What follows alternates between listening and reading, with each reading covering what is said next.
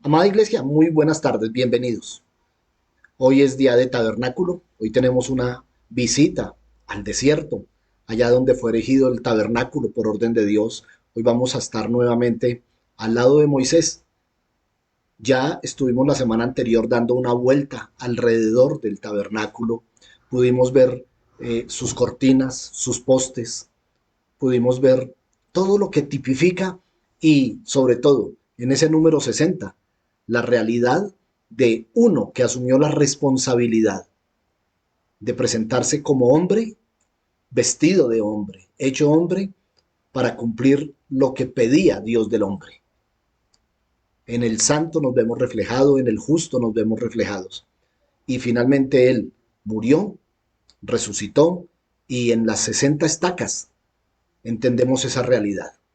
Pues bien, hoy tenemos un paseo bien importante. Ya estamos en la puerta. Y lo primero que uno encuentra, pasando, dando un paso más allá de la puerta, es sin duda el altar del sacrificio. Hay que trazar una línea recta. Si entramos por el centro de la puerta, vamos a encontrar el altar del sacrificio. Pero si extendemos una línea recta hasta el final del tabernáculo, vamos a encontrar el arca, la presencia de Dios. Todo estaba dispuesto en una línea perfectamente descrita. Pues bien, vamos en línea recta, damos un paso, ya estamos adentro y ustedes saben, de la puerta hacia adentro tenemos la salvación. Tenemos a Cristo y lo tenemos todo. De la puerta hacia afuera no hay nada que hacer. Por más que algunos alcancen a mirar lo que pasa allá adentro, pero si no se deciden a dar el paso, a pasar a través de la puerta, Juan 14:6 dice, yo soy el camino, la puerta del atrio, la verdad, la puerta del lugar santo, y la vida, la puerta del lugar santísimo. Nadie irá al Padre si no pasa a través de mí, a través de la puerta. Ahora vamos a verlo también, que hay que pasar a través del altar del sacrificio, que tipificará la cruz. Ya lo veremos. Vamos ahora a dejar este tiempo en las manos de quien todo lo organizó, de quien todo lo hizo. Y no obstante, han pasado 35 siglos desde aquel tiempo, su simbología, que es una sombra que hoy es realidad en nosotros, permanece vigente. Vamos pues a orar. Amado Señor y Rey, todopoderoso Dios de gloria y majestad, gracias, precioso Señor. Gracias por este jueves que es único, porque tú lo has registrado en tu agenda y hoy nos quieres hacer ver a través del altar del sacrificio la realidad de lo que significó la obra de nuestro Señor yendo a la cruz. Es un espectáculo, pero es un espectáculo triste. Es una circunstancia que seguramente los israelitas lo vieron, pero no entendieron. Nunca se imaginaron que todo lo que sufría ese cordero tierno, inocente, era en realidad lo que iba a sufrir el Hijo de Dios. Pero tampoco pensaron que gracias a ese inocente y a la sangre derramada por ese inocente, podríamos tener acceso a la presencia de Dios. Padre mío, hoy somos conscientes, la Iglesia lo ha entendido, lo que en aquel entonces fue sombra, hoy es la realidad de la redención. Y lo vivimos cada uno de nosotros. Entendemos a Jesús, el Hijo de Dios, como el Cordero inmolado, como el Cordero perfecto, que al igual que en el día de la expiación, derramó su sangre. Y gracias a aquella sangre hubo perdón de pecado. Señor, que cada día lo entendamos, para que cuando seamos movidos por la carne, por el mundo, por el diablo, a pecar, recordemos que ese cordero se entregó solo una vez y para siempre. Señor, gracias. Gracias por mis hermanos. Gracias por las familias que están hoy aquí. Gracias por sus corazones. Y una cosa, mi Señor, gracias por ese anhelo de comprenderte más. Aleluya. Amén. Gracias, Dios. Pues bien, mis hermanos, el tabernáculo de Moisés, el santuario. Y harás un santuario porque he decidido morar en medio de mi pueblo. Los santuarios somos nosotros hoy, templos de Dios. Y si Dios mora en nosotros, no hay manera de negar la santidad en que vivimos. Vamos entonces, por favor, a, a pasar la puerta, a traspasar la puerta.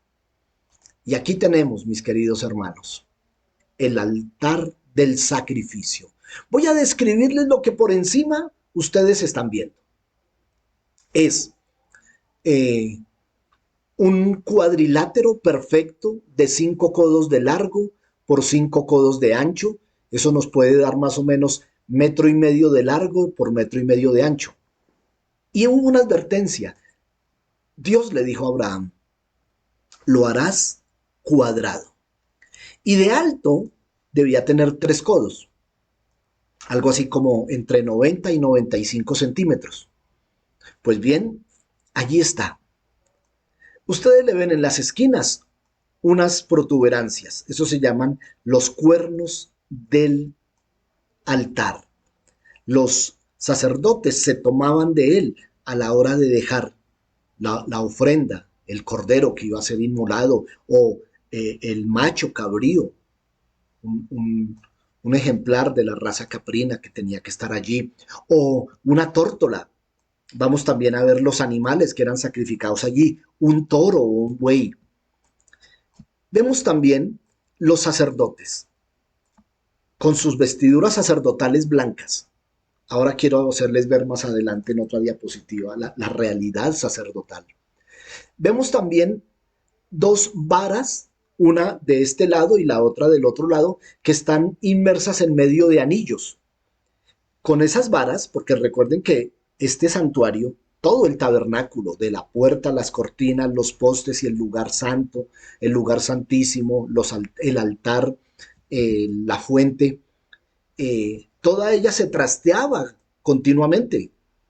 Israel estuvo en 42 campamentos y en esos 42 campamentos levantaron el tabernáculo.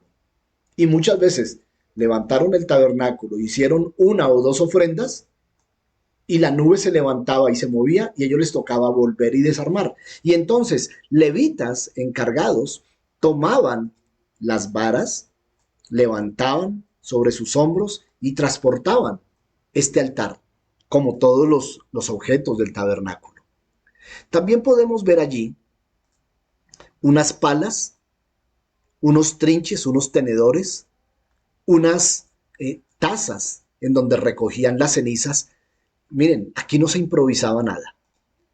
Cuando Dios en el capítulo 39 le ordenó específicamente a Moisés acerca del altar del sacrificio, le dijo de qué material tenía que ser hecho y los accesorios, como las palas, los tenedores, las tazas, todo tenía que ser de bronce.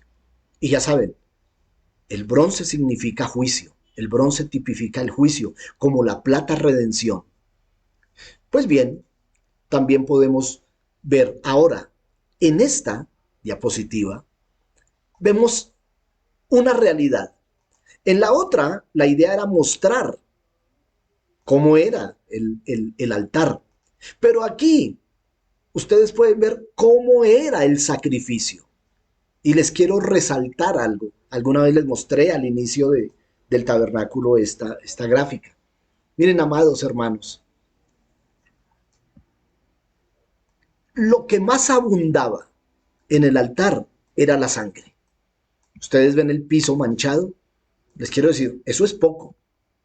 La cantidad de sangre eh, nosotros en nuestro medio siempre sostenemos que la sangre es muy escandalosa, ¿no?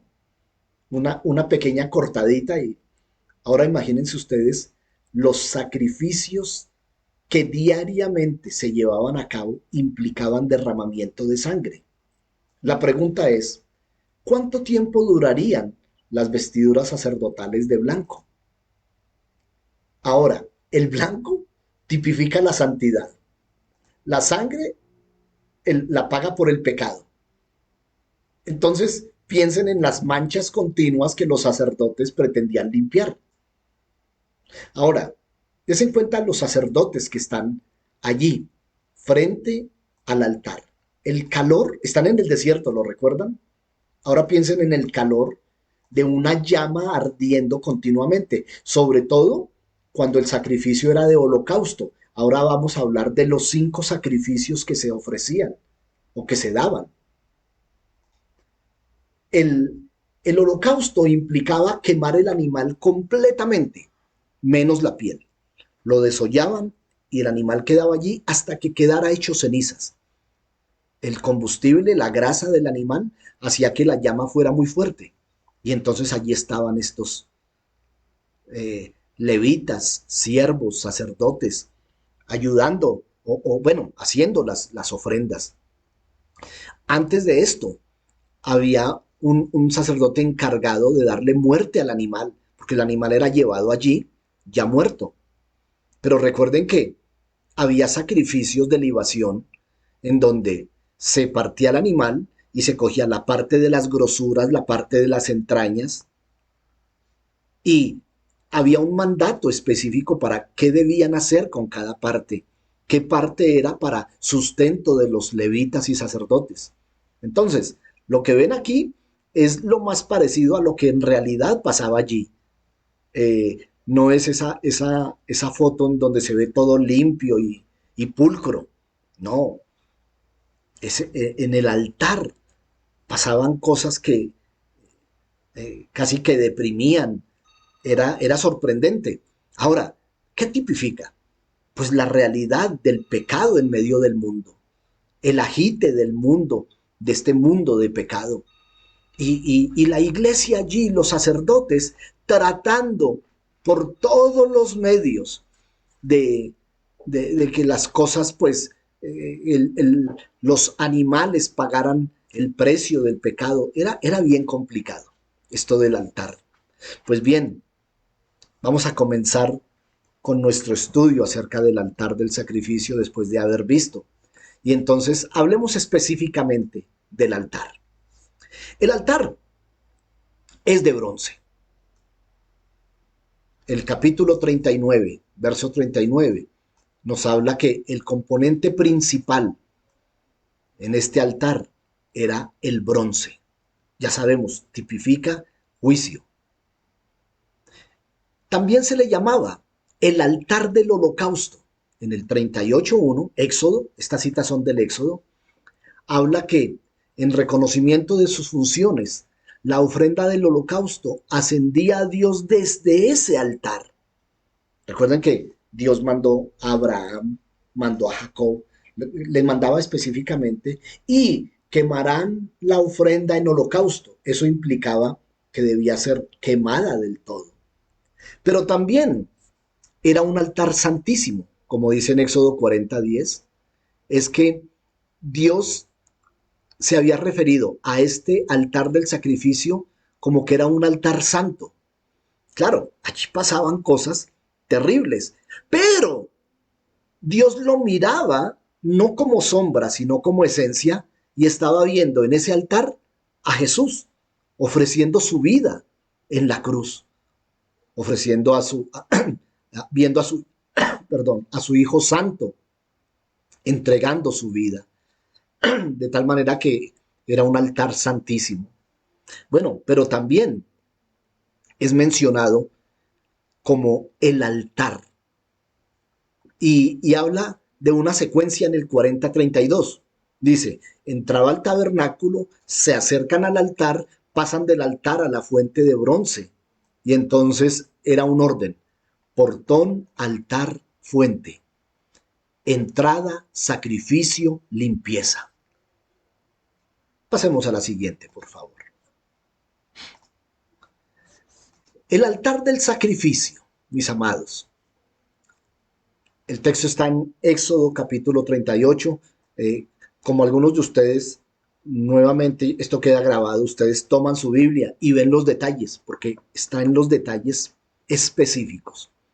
Era un altar portátil, no podían anclarlo, no podían cimentarlo, lo llevaban. Les quiero contar, dije que el altar tenía 1,5 metros de largo por 1,5 metros de ancho por 95 centímetros de alto, no alcanzaba el metro.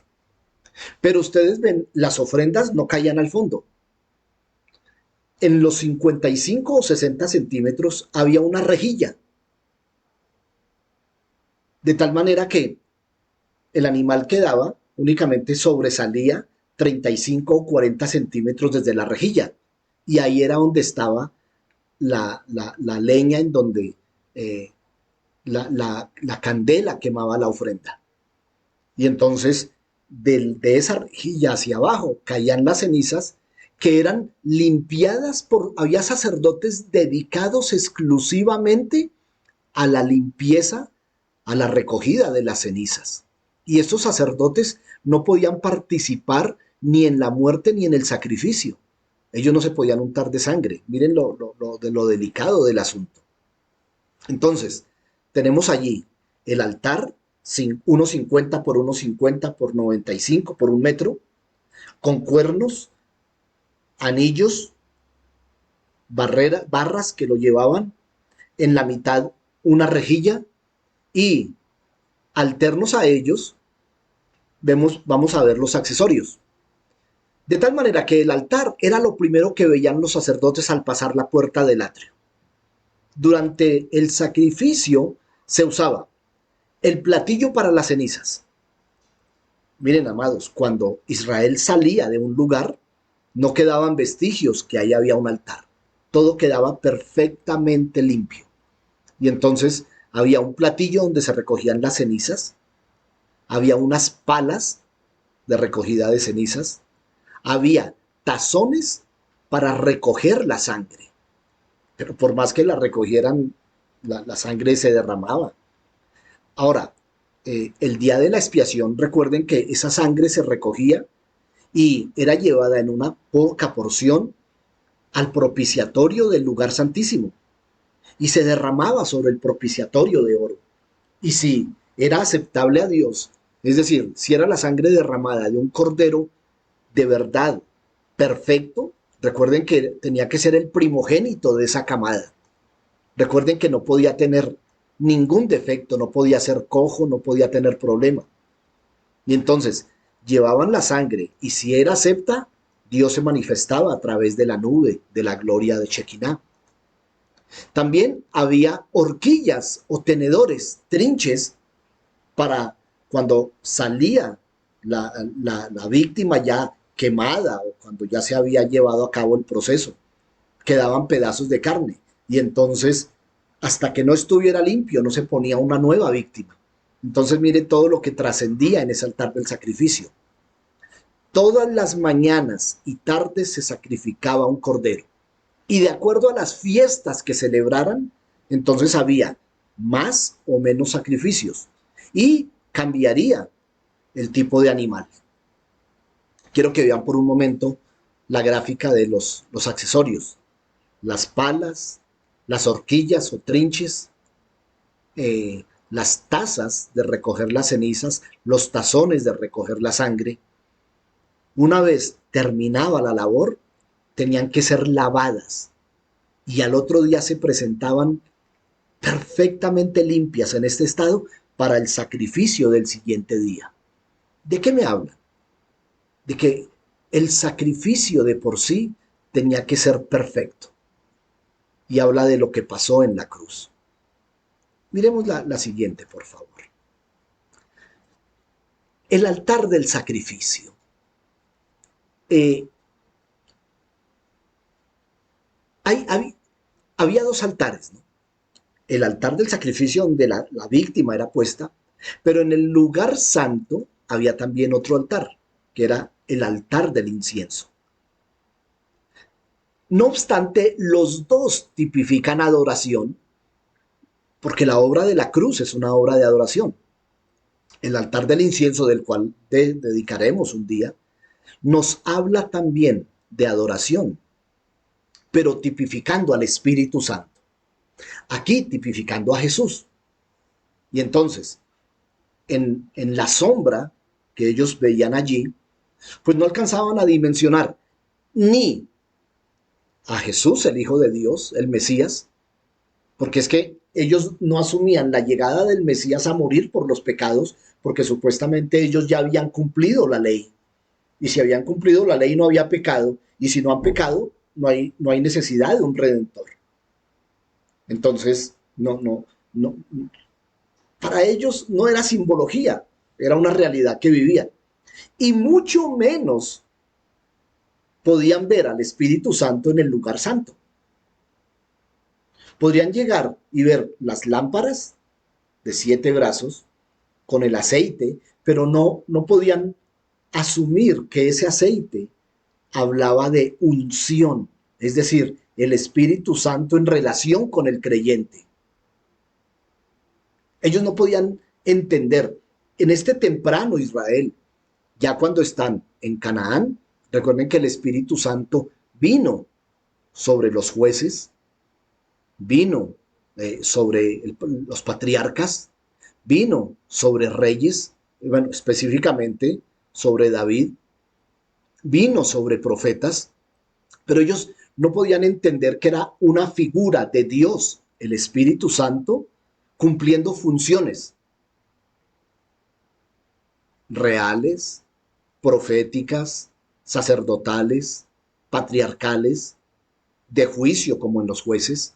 Entonces, para Israel todo esto quedó vedado. Ahora, que quedó vedado hace 3500 años, pero hoy, cuando los judíos ven esto, cuando escuchan argumentos como este, y sin embargo lo niegan, y sin embargo tratan de judaizar al cristianismo, y ustedes deben saber que uno de los propósitos del judaísmo es justamente alcanzar al cristianismo para llevarlo a la sombra nuevamente. Y esto del altar sí que nos habla del temor que puede haber de perder toda la revelación que existe en el altar del sacrificio. Pues bien, sobre este altar se ofrecían 5 sacrificios, todos obedeciendo las reglas divinas en cuanto al animal, el procedimiento y la ocasión. Como les digo, no fue un capricho. Moisés recibe la visión de lo celestial en la forma de construirlo, las medidas, los materiales y los colores.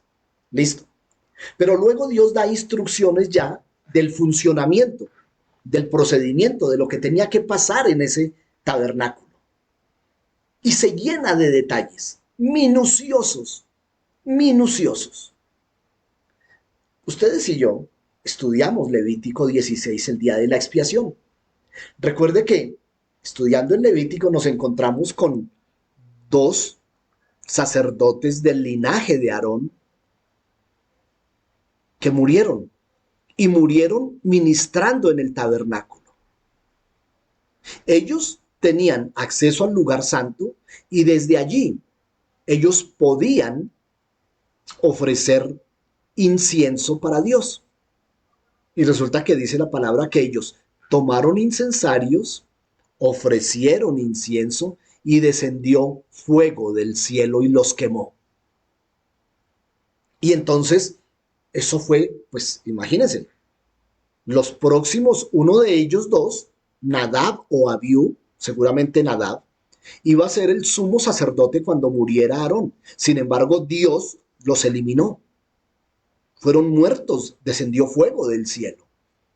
Y entonces Aarón los llora.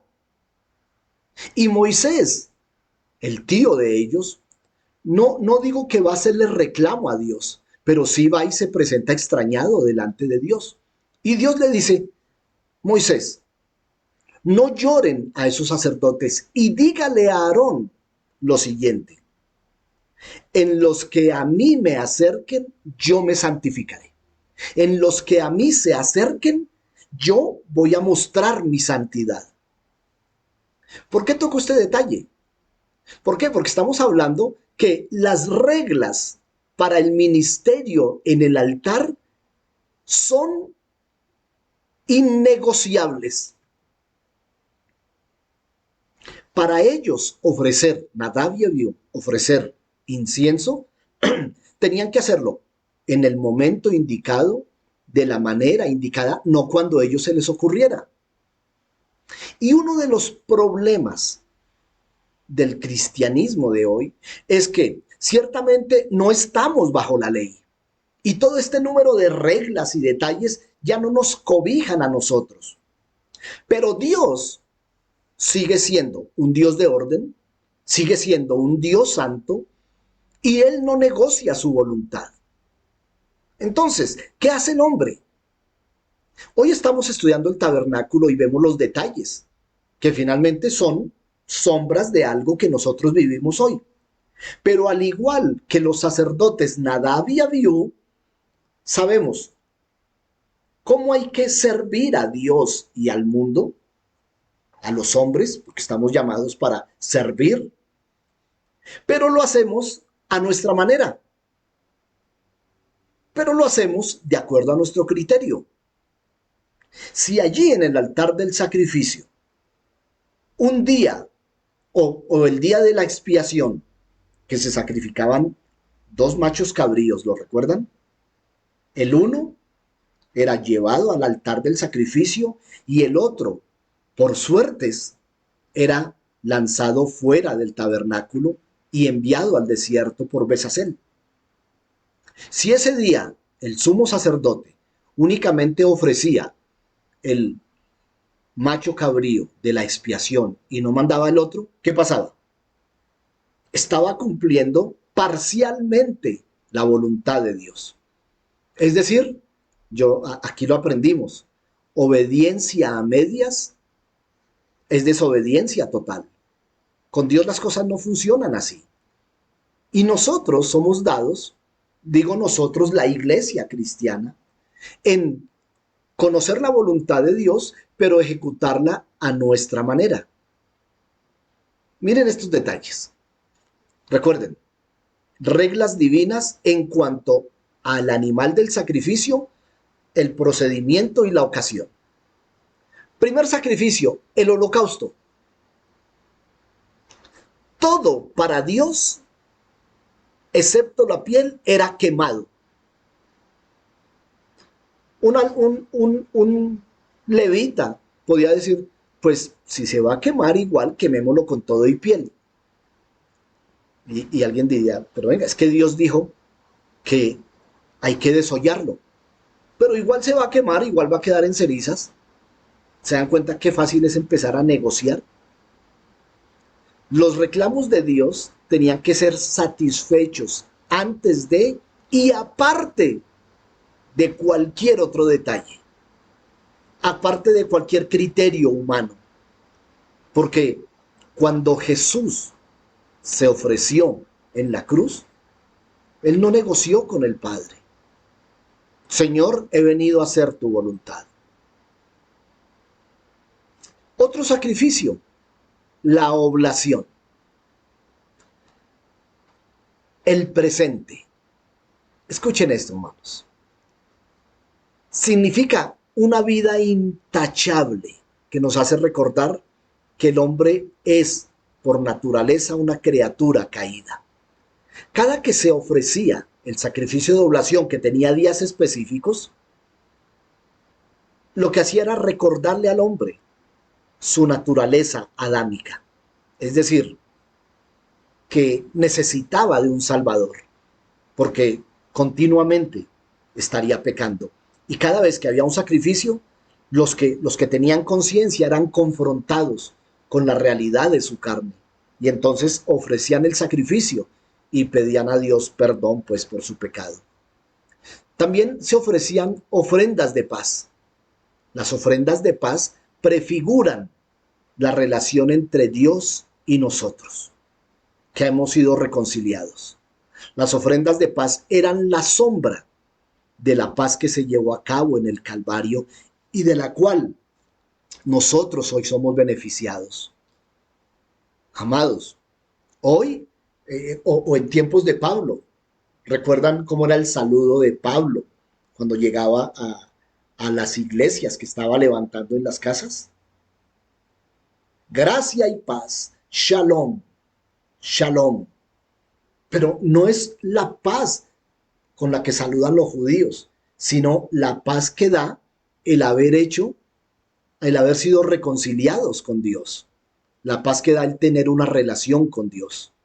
Y cada vez que se ofrecía ese sacrificio de paz, esa ofrenda de paz, ellos no entendían que apuntaba a mucho tiempo después, pero igual cumplían religiosamente con este detalle. Aparte de eso, había dos sacrificios. Y uno era por los errores cometidos, por las fallas cometidas, que les recordaban las caídas por esa dureza de corazón. Y entonces, ¿cómo era? Alguien fallaba en cualquiera de los pecados de la ley. Recuerden que el argumento de ellos era la ley, ¿no? Entonces, Moisés nos mandó esto.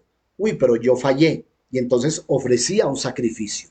Y llevaba de pronto un corderito y le decía al sacerdote, mire, esto es por esto que cometí. Independiente del día de la expiación o todo eso. Era como un sacrificio personal. Recuerden que el sacrificio del día de la expiación era un solo animal por los 2 millones del pueblo. Este era por cada uno. Había unos jefes de familia, jefes de clan, que ofrecían un animal por la familia, por los pecados que sin duda había cometido la familia. El otro era el sacrificio por haber delinquido, es decir, por un pecado específico. Vamos a parar allí. El sacrificio por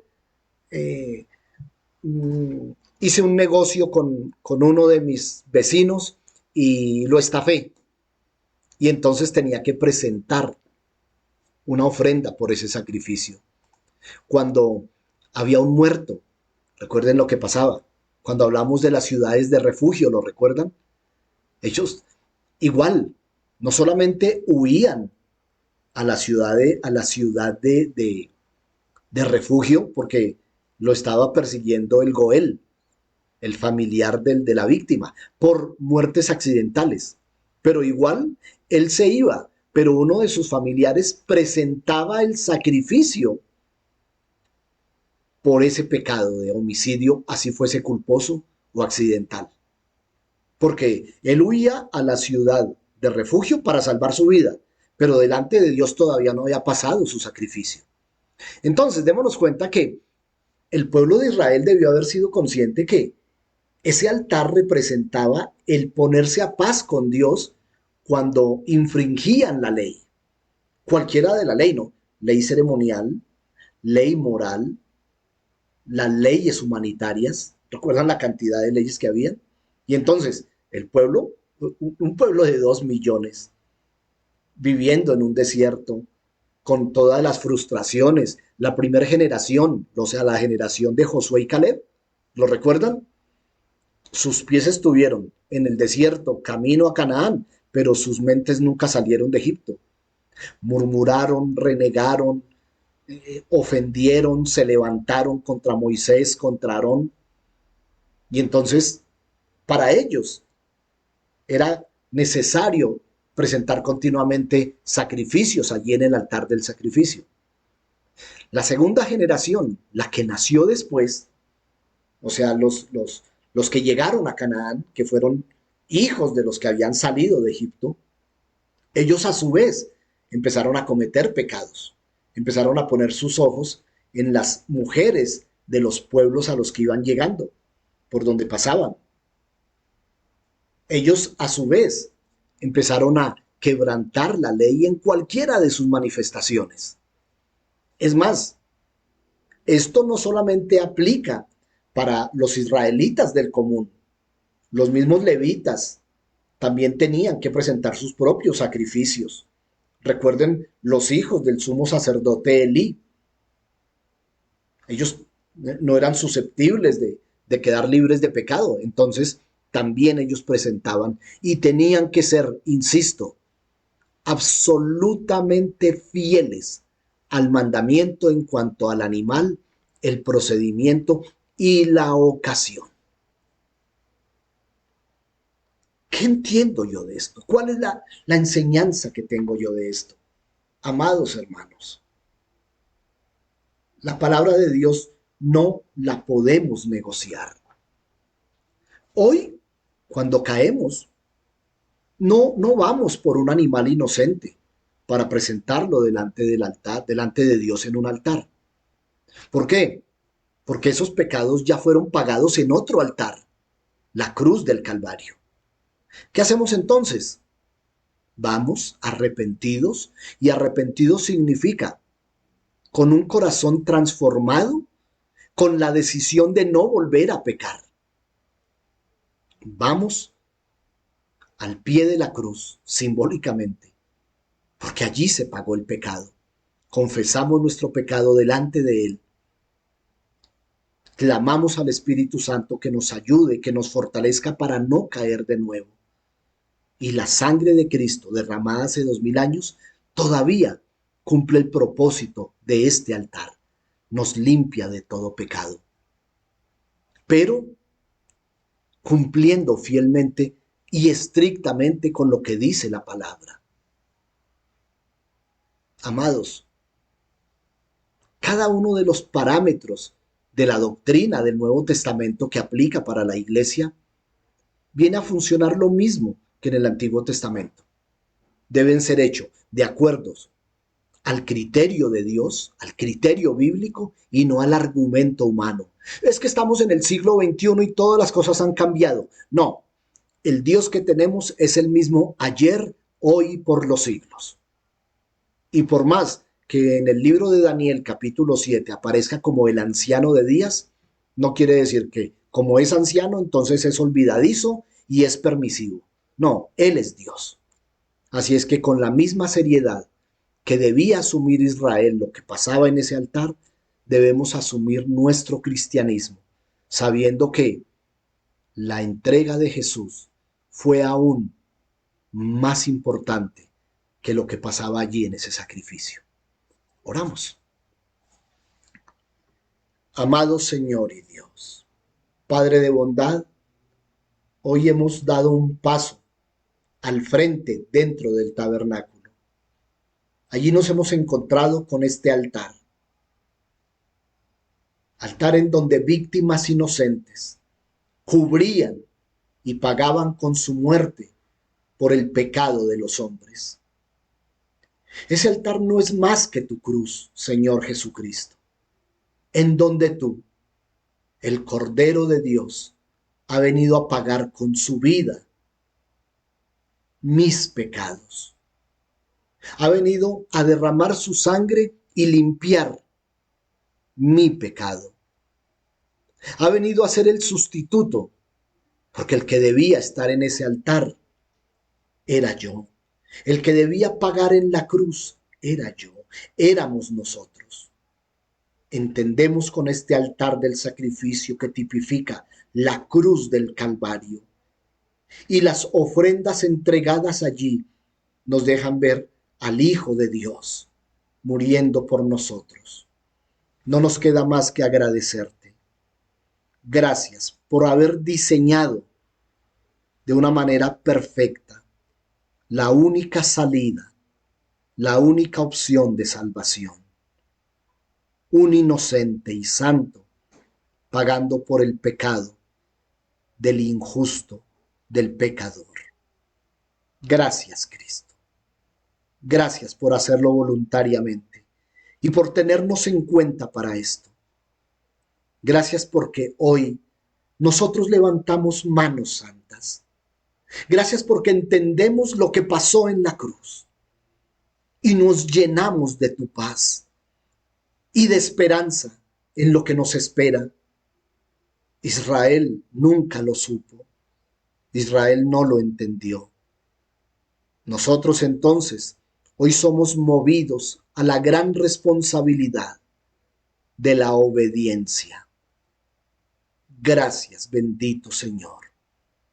Bien dice la palabra en el libro de Hebreos, capítulos 9 y 10, que ese altar ya no es de ofrecimiento de machos cabríos, de corderos, toros o bueyes,